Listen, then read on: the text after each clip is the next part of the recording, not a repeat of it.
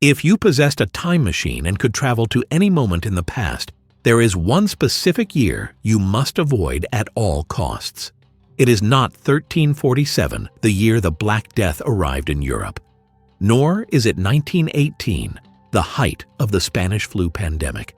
Most historians and scientists now agree that the absolute worst year to be alive in human history is 536 AD. This year did not begin with the roar of a great battle or the collapse of a specific government, but with a terrifying silence that descended upon the world. It was the year the sun simply turned off.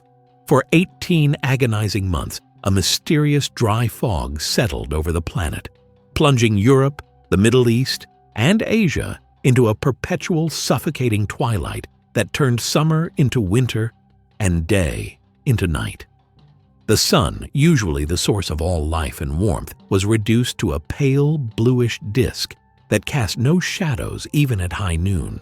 It provided no heat, only a ghostly, diffuse glow that failed to penetrate the haze. History books often gloss over this period as the beginning of the Dark Ages, using the term as a metaphor for intellectual and cultural decline. But for those who lived through 536 AD, the darkness was literal, physical, and utterly terrifying. To understand the sheer scale of this horror, we have to look beyond the dry statistics and listen to the voices of the people who watched the sky turn against them. The Byzantine historian Procopius, a man known for his strict attention to detail and lack of superstition, witnessed the event from Constantinople and wrote with trembling precision. He recorded that the sun gave forth its light without brightness, like the moon, during the whole year, and that from the moment this phenomenon began, men were free neither from war nor pestilence, nor any other thing leading to death.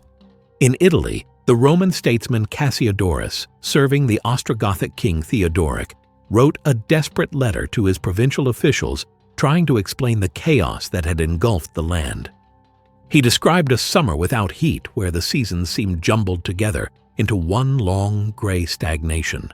He observed that the crops hardened on the stalks and refused to ripen, and he marveled with horror that their bodies cast no shadows even when the sun was at its highest point in the sky. He wrote that the sun had a blue color, drained of its fiery vigor, and that the world had been cast into a shadow that no wind could blow away. In Mesopotamia, the sun was said to shine feebly for only 4 hours a day, and the fruits withered on the vine.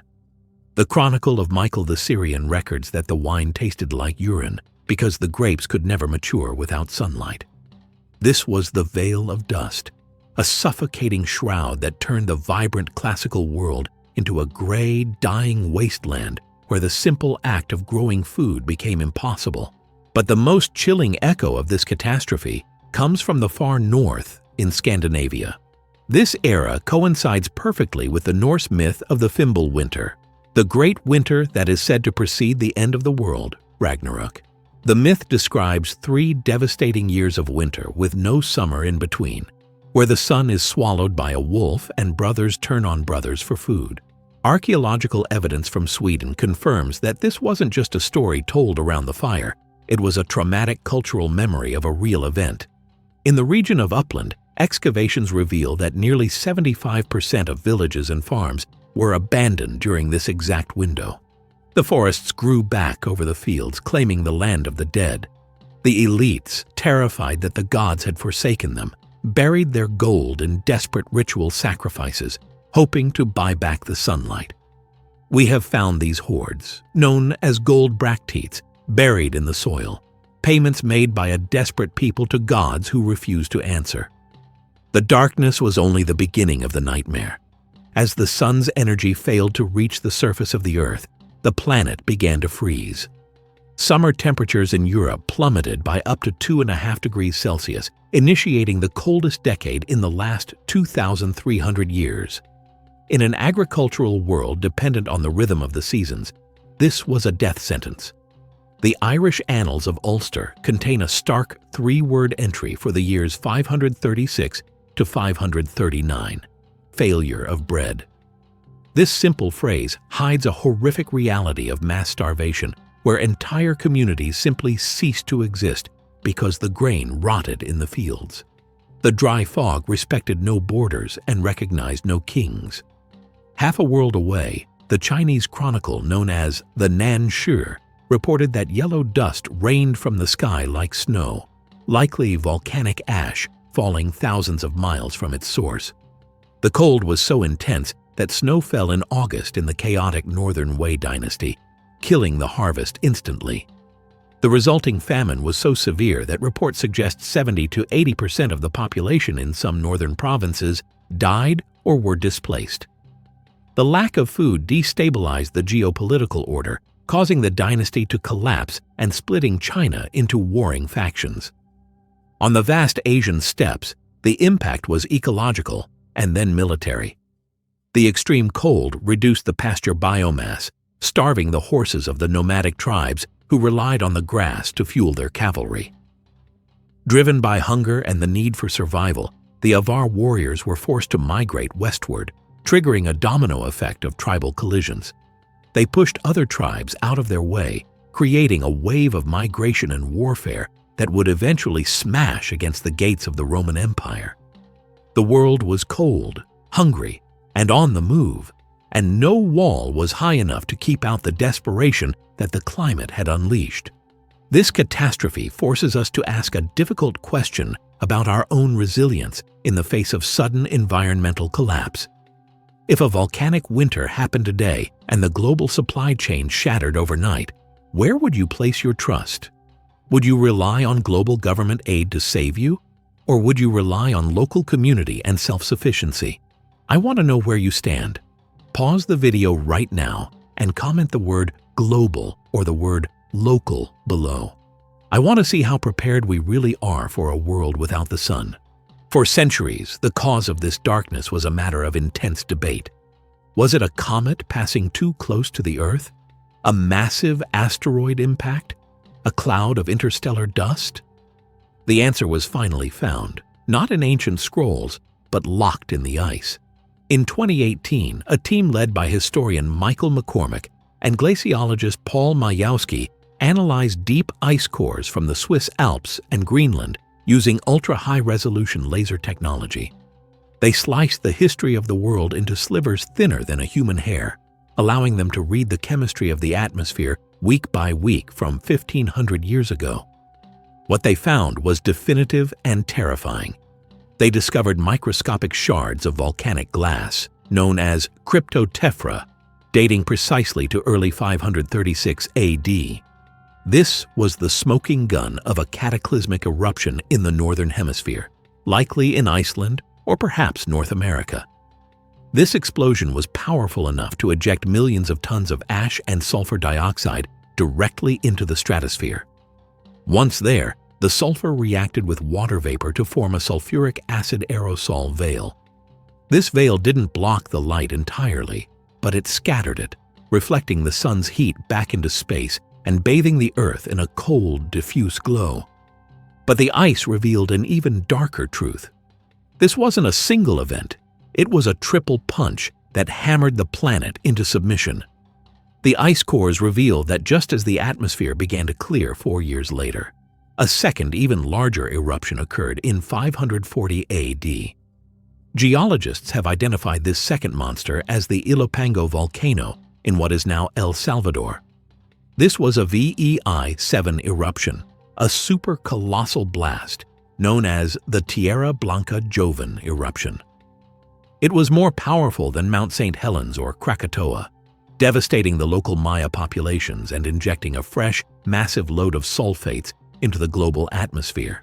A third eruption followed in 547 AD. These back-to-back impacts didn't just cool the Earth, they broke the climate mechanism entirely. They triggered what scientists now call the Late Antique Little Ice Age, the coldest multi-decadal period in millennia. We dig deep into these ice cores because understanding the past is the only way to prepare for the future. That is the mission of Ancient Chronicles HD, to bridge the gap between hard science and human history, revealing the stories that time tried to erase. If you value this kind of deep dive archaeology and want to support our research, make sure you are subscribed to the channel. The final pillar of this tragedy is the most terrifying because it reveals the synergy of death. The volcanic winter didn't just freeze the crops, it altered the biology of the planet in ways that would doom millions. The cooling climate changed the behavior of wild rodents in East Africa and Central Asia. Starving and freezing, plague-carrying gerbils and rats were forced to migrate closer to human habitations in search of food.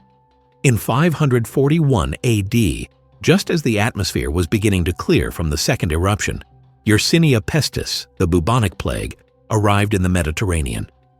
It entered a world that was uniquely vulnerable. The population of the Roman Empire had been malnourished for 5 years. Their immune systems were shattered by the failure of bread and the stress of the endless winter. The Plague of Justinian tore through the weakened population with horrifying speed, killing an estimated 35 to 50% of the people in the Byzantine Empire. Emperor Justinian, who had been on the verge of reuniting the Roman Empire, watched his tax base, his army, and his dream crumble. The dead piled up so fast in Constantinople that they were left unburied in the streets or stacked like cords of wood inside guard towers because the gravediggers could not keep up. We know exactly when the ancient world died, not by words, but by lead. Roman industry produced massive amounts of lead pollution from silver smelting, a signal that we can track in the ice cores like a heartbeat. For centuries, the Roman economy pumped lead into the atmosphere as they minted coins and built cities. But in the ice layers corresponding to 536 and 540 AD, that lead pollution drops to near zero. It flatlines. The mines closed. The smelting fires went out. The currency stopped moving. The complex, interconnected machine of antiquity stopped working, and a darker, simpler, and colder survivalism took its place. The year 536 AD serves as a humbling reminder of our fragility. We often view history as a series of human choices, wars, treaties, and inventions. But the events of the 6th century prove that the planet itself holds the ultimate veto power. A few volcanic vents in Iceland and El Salvador were enough to dim the sun, topple dynasties from China to Peru, and rewrite the map of the world. The survivors of that long winter emerged into a different era, one where the ghosts of the classical past were buried under the snows of the late antique Little Ice Age. 536 AD wasn't just a bad year. It was the year the ancient world ended, and the long, hard winter of the Middle Ages truly began. In the Americas, the Moche civilization of Peru faced a similar existential crisis. The 536 to 540 climate shock disrupted the El Niño cycles, causing extreme weather variability. Cruel droughts followed by devastating floods that washed away irrigation canals. While the Moche didn't vanish overnight, this environmental stress fractured their religious ideology. When the priests could no longer predict the rain or the sun, their authority collapsed, leading to internal strife and the eventual abandonment of their great centers. The volcanic winter was a global stress test, and many civilizations failed it. What do you think was the most terrifying aspect of the 536 catastrophe? Was it the psychological terror of the blue sun, the starvation, or the plague that followed? If you enjoyed this deep dive into the worst year in history, like this video and subscribe to the channel for more meticulously researched history. We are Ancient Chronicles HD, bringing the past to life. See you in the next one.